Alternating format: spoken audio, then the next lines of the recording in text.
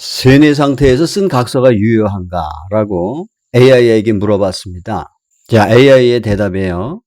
세뇌 상태에서 작성된 각서는 일반적으로 법적으로 유효하지 않을 가능성이 높습니다. 세뇌란 개인의 사고와 판단력이 억압되거나 조작되는 상태를 의미하며 이런 상황에서 작성된 문서는 법적인 효력을 가질 수 없다고 간주될 수 있습니다. 다음은 그 이유에 대한 몇 가지 요소입니다. 하면서 네 가지의 이유를 말하고 있습니다. 첫 번째, 자유로운 의사 표현의 결여. 각서는 일반적으로 작성자의 자발적인 의사와 독립적인 판단의 결과여야 합니다. 세뇌 상태에서는 이러한 자유로운 의사가 존재하지 않기 때문에 각서의 유효성을 인정받기 어렵습니다. 두 번째, 정신적 능력. 법적으로 문서를 유효하게 만들려면 작성자가 정신적으로 책임이 있어야 합니다. 세뇌 상태에 있는 경우 작성자가 충분한 정신적 능력을 갖추고 있는지에 대한 의문이 제기될 수가 있습니다. 세 번째, 인간의 권리와 보호. 대부분의 법 체계는 개인의 권리를 보호하기 위한 세뇌나 강압에 의해 작성된 문서를 인정하지 않습니다. 이러한 문서는 법원에서 무효로 간주될 수 있습니다. 네 번째, 법적 절차. 실제로 세뇌 상태에서 작성된 각서의 유효성에 대해 법원이 판단할 경우 해당 사례의 모든 맥락과 상황을 고려하게 됩니다. 이 과정에서 세뇌의 정도와 영향 등을 평가할 수 있습니다. 자, 이렇게 네 가지를 제시하고 있고요. 결론을 이렇게 맺고 있습니다. 따라서 세뇌와 같은 비자발적인 상황에서 작성된 각서는 법적으로 인정받기 힘들며 피해자는 그에 대한 법적 구제를 요청할 수 있습니다. 자, 이번에는 이런 질문을 해봤습니다. 사이비 교주가 종교적 치유를 근거로 각서를 받고 신체를 만지는 경우 이것이 성추행이 될 수 있는가? 자, AI의 대답은 이렇습니다. 사이비 교주가 종교적 치유를 근거로 각서를 받고 신체를 만지는 경우 여러 요소에 따라 성추행으로 간주될 수 있습니다. 이와 관련된 주요 요소는 다음과 같습니다. 5가지를 제시하고 있어요. 첫 번째, 동의 여부. 상대방이 신체 접촉에 대해 명시적으로 동의했는지 여부가 중요합니다.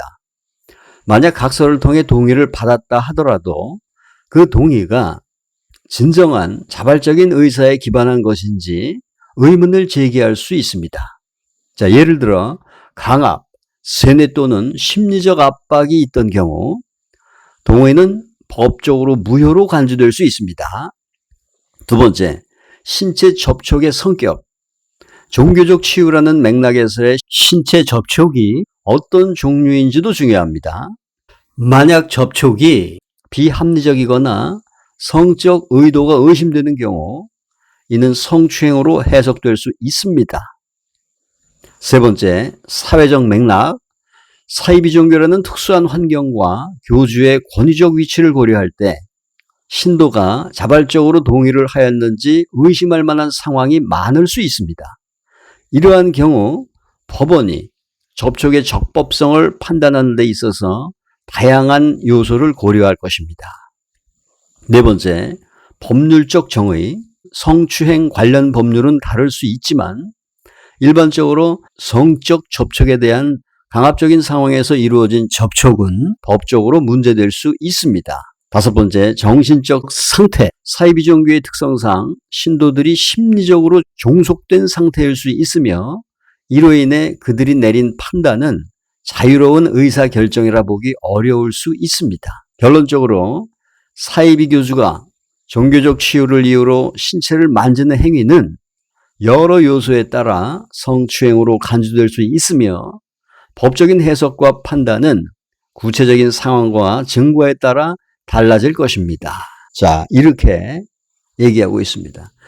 이제 변호사, 판사, 검사 이런 사람들이 필요 없는 시대가 되고 있습니다. AI가 정확한 대답을 내놓고 있기 때문이죠. 자, 이번에는 제 목소리를 AI로 복제를 했습니다. 그렇게 복제된 제 목소리를 가지고서 종교의 자유를 정리해 봤습니다. 종교의 자유는 개인의 신념을 자유롭게 선택하고 표현할 수 있는 중요한 권리입니다. 그러나 이 권리가 부적절하게 행사될 경우 몇 가지 잠재적인 해악이 발생할 수 있습니다. 이러한 해악은 다음과 같습니다. 심리적 피해, 종교적 신념이 극단적이거나 강압적일 경우 개인의 심리적 건강에 해를 끼칠 수 있습니다. 예를 들어 세뇌나 정신적 조작으로 인한 피해가 있을 수 있습니다. 사회적 갈등, 종교의 자유가 과도하게 행사될 경우 종교 간의 갈등이나 차별을 촉발할 수 있습니다. 종교적 신념이 서로 충돌할 때 사회적 긴장이 증가할 수 있습니다. 혐오 및 차별, 특정 종교 또는 신념에 대한 과도한 주장이나 전파가 다른 종교나 신념에 대한 혐오나 차별로 이어질 수 있습니다. 이는 사회의 통합을 해칠 수 있습니다. 공공안전의 위협, 일부 종교단체나 개인이 폭력적이거나 불법적인 활동을 정당화할 경우 공공안전에 직접적인 위협이 될 수 있습니다. 역사적으로 다양한 종교단체가 극단적인 행동에 나선 사례가 있습니다. 법적 문제, 종교의 자유는 제한이 없지는 않으며 법적으로 제재를 받을 수 있는 행동이 포함될 수 있습니다. 예를 들어 종교적 신념이 폭력이나 범죄를 정당화하는 경우 법적 문제가 발생할 수 있습니다. 자기 또는 타인에게의 피해, 종교적 믿음에 따라 건강이나 안전을 해치는 선택을 할 수 있으며 이는 개인에게 또는 주변 사람에게 해를 끼칠 수 있습니다.